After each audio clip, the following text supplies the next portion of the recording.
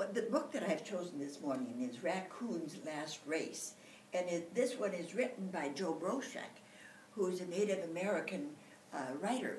And he has done an excellent job in this story, but this is an old folk tale. Now, the Abenaki people would like to discipline their children, not by any physical punishment at all, but they would tell them stories.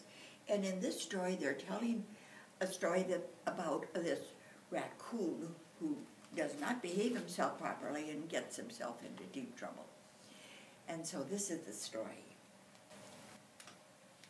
Long ago, Raccoon did not look the way he does today.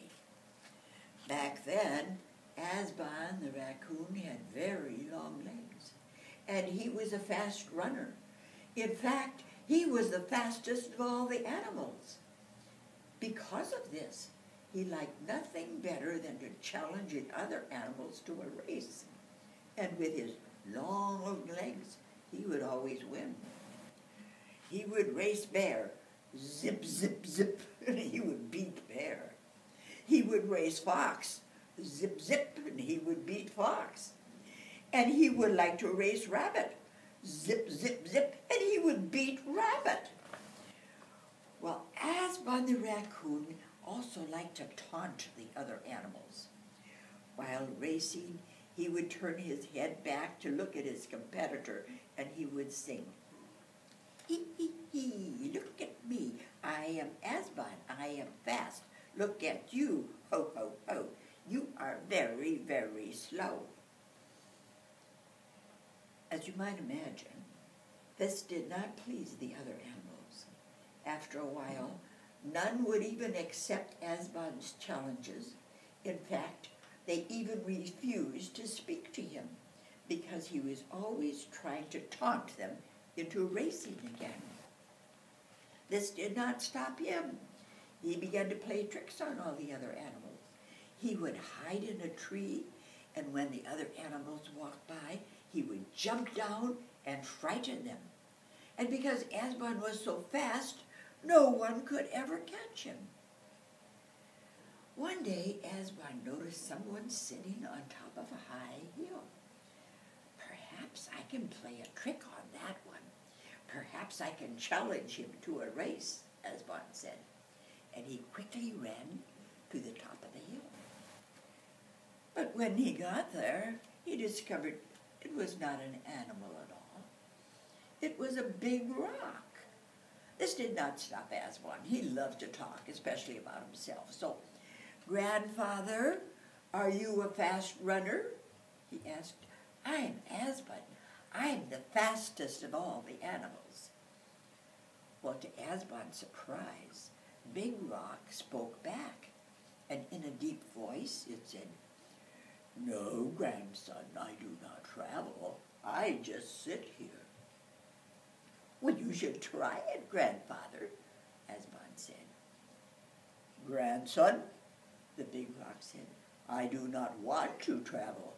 I have been here for a long, long time, and that is how it will always be." And Asban smiled. "Maybe not, grandfather. I will help you."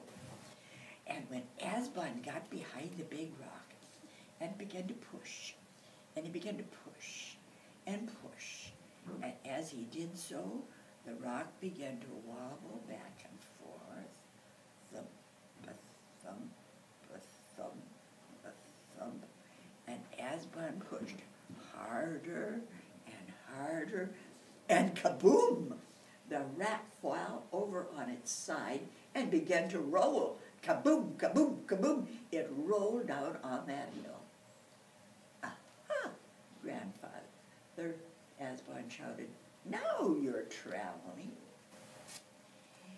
As the Big Rock rolled down the hill, Asban quickly caught up and ran alongside. "How do you like it?" he said. And the Big Rock answered, "Kaboom, kaboom, kaboom." Well, as that rock rolled down the hill, naturally it began to pick up speed. "Yippee," thought Asban, "this rock is trying to challenge me to a race. I'll show it a thing or two." So running as fast as he could, Asban the raccoon flew past the rock that was rolling, kaboom, kaboom, kaboom, down the hill. And he began to zigzag in front of the big rock while turning around and taunting it. You're very slow, Grandfather. I, Asbon, am very fast. But Asbon turned his head to taunt the rock one too many times. Not looking where he was going, he tripped. Ka-funk! He fell on the ground right in front of that big rock. And since the rock had never been traveling before, it didn't know how to stop.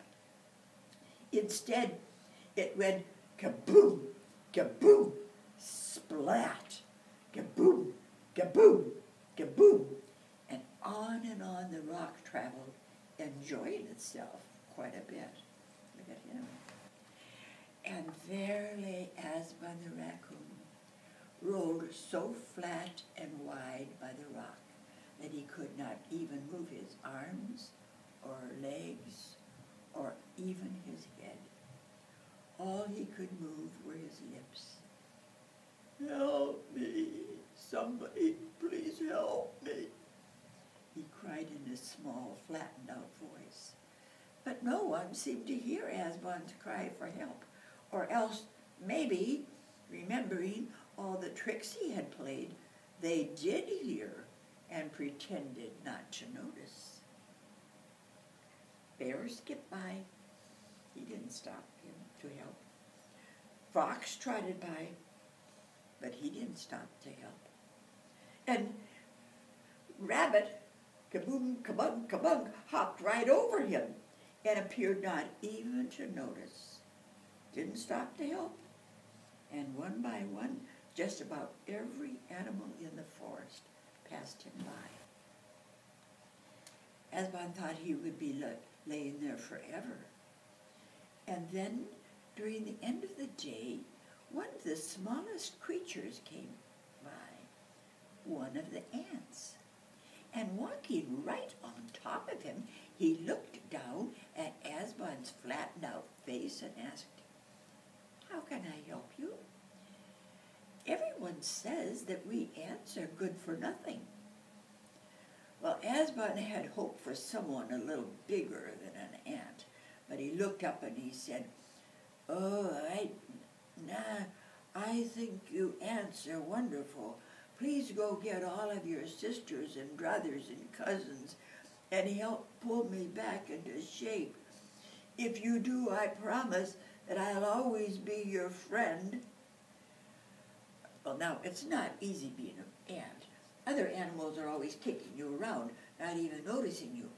But with a friend as big as Asbon, the ant thought, well, maybe everybody will show us just a little more respect. "I'll help," said the ant, "but remember your promise." "Oh, yes, yes, of course," Asbon said.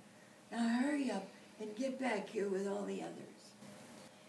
And the other ants went back to his village, and "Hear me," he said. "Asbon the Great has promised he will always be our friend if we help pull him back to shape." Well, the ants agreed that it would be good to have a big friend as big as Asbon, and so before long, all of the ants, well, thousands of them, gathered around the raccoon and began to do something they do very well: work together.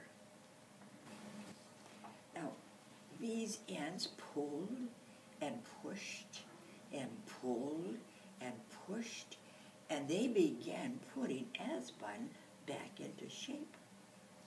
And soon Asbon the raccoon could move. He stood up, and as he did so, he saw that many of the ants were still clinging to his body. And instead of being grateful for what they had done, he just brushed them off and said, "Horrible little ants." And he began to walk away without even saying thank you. However, after a few steps, he noticed something. His legs were very short. His body was still quite wide. He had brushed those ants off before they had finished stretching him out. But having broken his promise, he knew the ants would never agree to finish the job. Instead, Raccoon had to learn to accept being the short, squatty animal he is to this very day. And he's certainly not a fast runner. And here's what our raccoon looks like today. See his short, squatty legs that he has? Story by Bruchac, Raccoon's Last Race.